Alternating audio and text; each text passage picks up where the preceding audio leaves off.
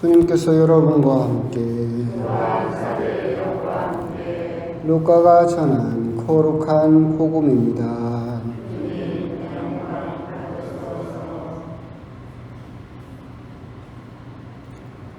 그때 예수님께서 말씀하셨다. 불행하여라 너 코라지나, 불행하여라 너 벳사이다야.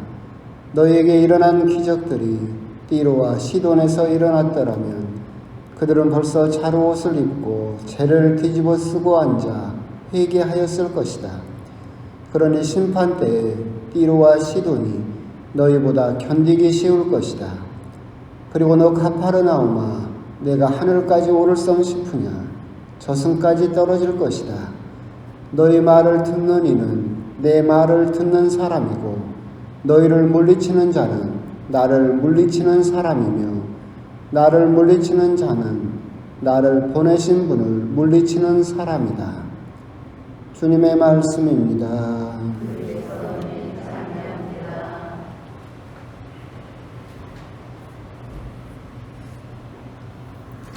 참 예수님,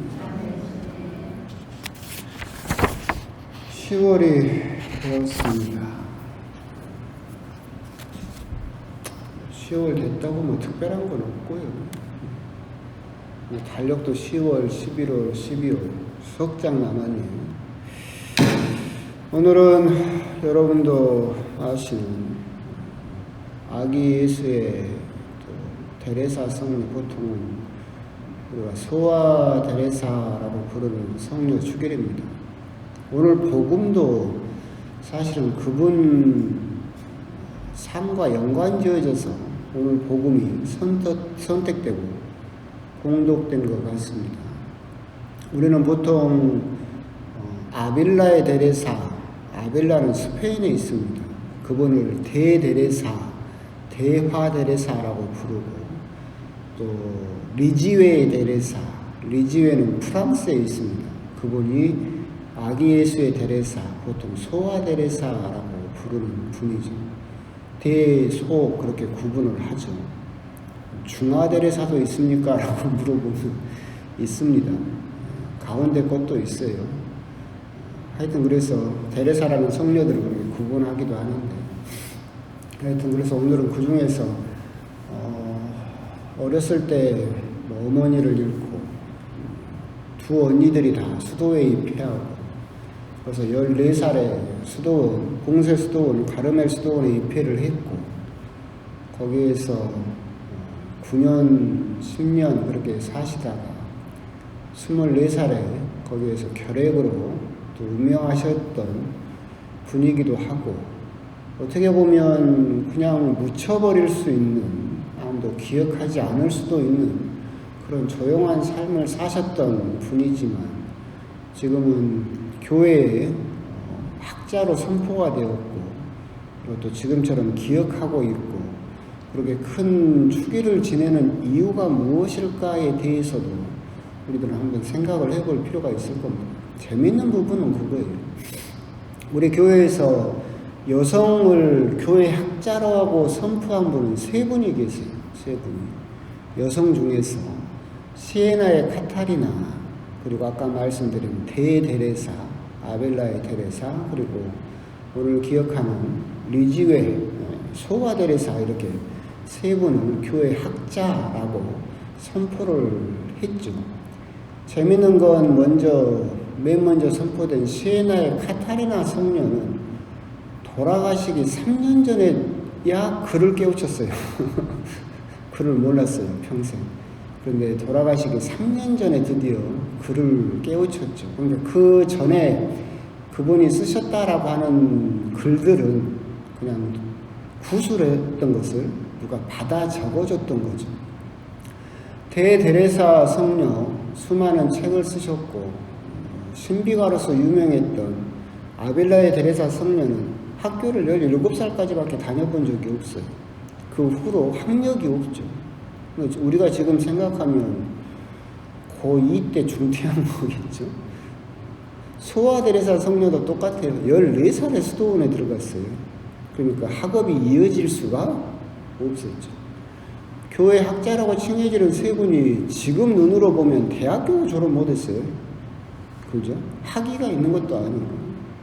그런데도 전 세계 교회에서 알아주는 교회 학자라고 선포되었다라고 하는 것도 참으로 엄청난 신비다라고 하는 것이고, 그분들이 쓰셨던 글들이나 남긴 글들이 후대에도 많은 사람들에게 정말 큰 영향을 주었던 것은 그분들의 능력으로 글을 쓰고 그분들의 능력으로 무언가를 했던 것이 아니었다라고 하는 것.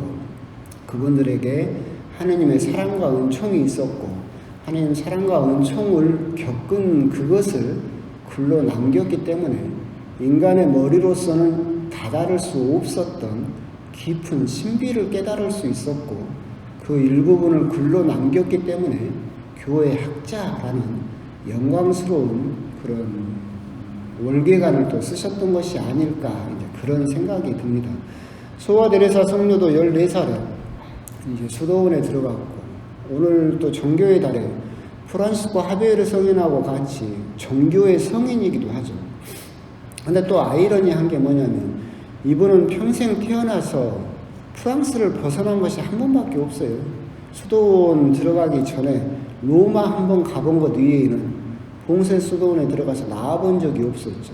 그런데도 전교, 포교의 성인으로 선포되었다라고 하는 것도 참 우리들은 모순적이지만 그 부분도 참 생각해 볼 필요가 있겠죠.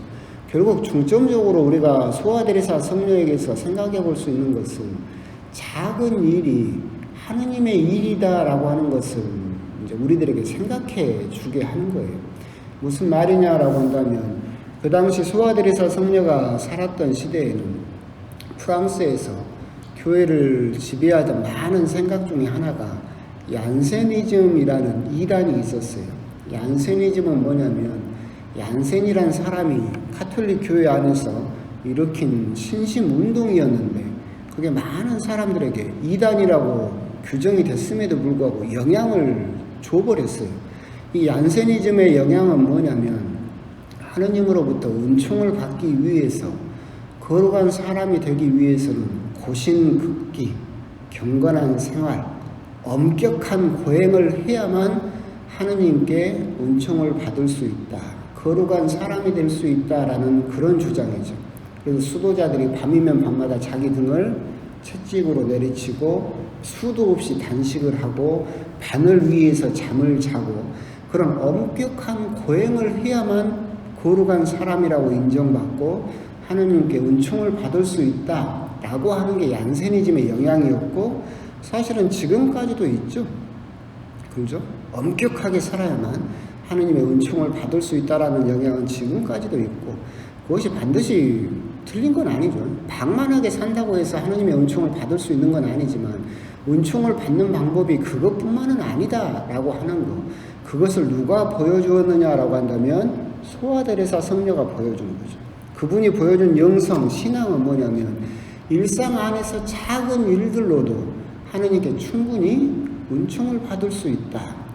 그 빗질을 하는, 성당 청소를 하는 빗질을 하면서도 하느님께 은총을 받을 수 있고, 수도원장이 당신 부엌 가서 설거지 하세요, 투말 없이 가서 설거지를 하는 그 모습에서도 하느님의 은총을 받을 수 있다. 하느님의 은총과 사랑은 고신극기, 수없이 단식하고 자기 몸을 괴롭히고 하는 고행을 통해서 하느님의 은총을 받을 수 있는 것이 아니라 내 일상에서 작은 일들을 충실히 함으로써, 작은 일들을 기쁘게 해냄으로써 결국 하느님의 은총을 받을 수 있다.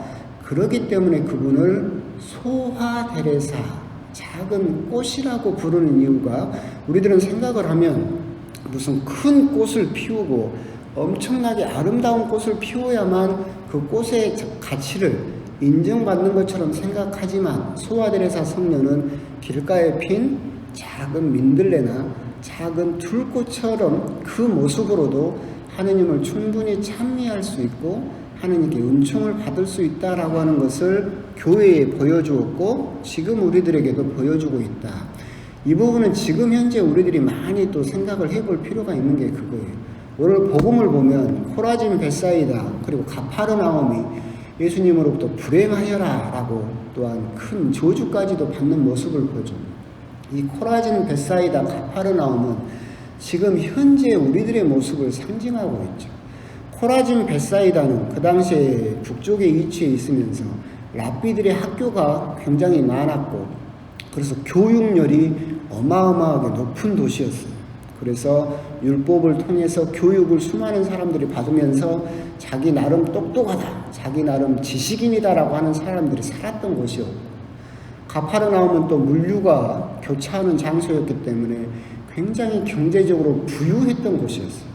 이 모습들은 지금 현재 우리들의 모습과도 비슷하죠.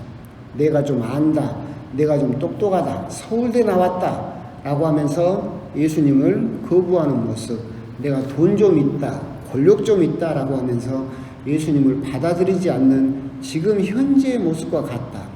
현재의 모습은 자꾸자꾸 더 많이 알고 더 많이 가져야만 인정받을 수 있고 행복한 사람이 될 수 있다라고 점점 몸집을 불려가기를 계속해서 세뇌시키고 있고, 우리들에게 강요하고 있는 현대 세계에서 작아지려고 하는 작은 꽃의 모습, 소아데레사의 모습이 우리들에게는 사실 큰 의미를 주고 있다.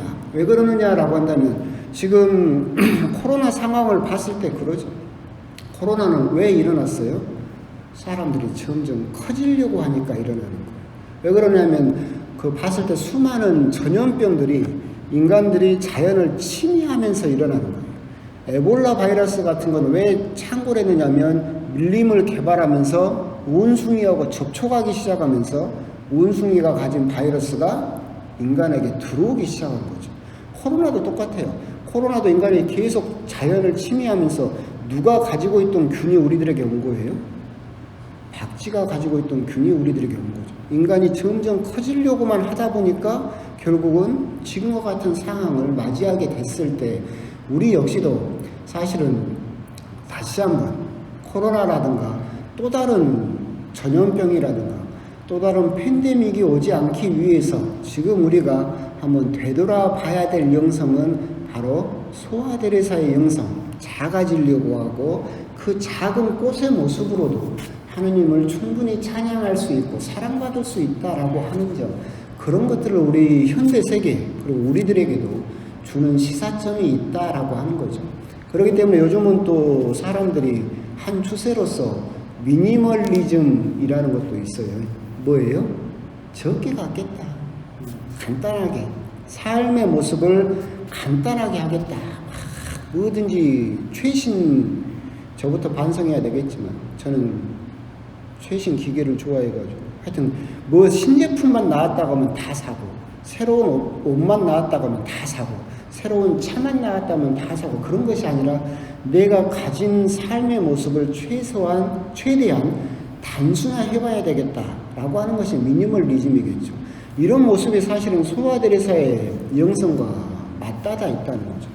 우리 세계인들이 점점 그런 과도한 소유, 과도한 것을 계속 가지려고 하는 모습에서 조금 더 작아지려고 하는 모습으로 변화될 수 있으면 우리들은 또 다른 코로나를 피해갈 수 있지 않을까, 이제 그런 생각이 드는데, 오늘 복음에서 보여주는 현대 세계의 모습, 그리고 오늘 우리에게 보여주는 소화라고 하는 그 작은 꽃의 의미가 사실 우리들에게 주는 시사점이 크다라고 하는 것이고, 그래서 오늘 소아데레사 성녀 축일에 사실 우리도 한번 곰곰이 우리 삶의 모습을 보면서 불필요한 것들, 그리고 굳이 가질 필요가 없는 것들을 욕심내는 그런 삶에서 한 발자국 물러설 수 있는 삶, 그리고 또한 가장 또 중요한 것은 그냥 다른 데서 엄청난 업적을 이뤄내고 엄청난 건물을 세우고 뭐 훌륭한 책을 쓰고 해야만 하느님으로부터 인정을 받고 사랑받는 것이 아니라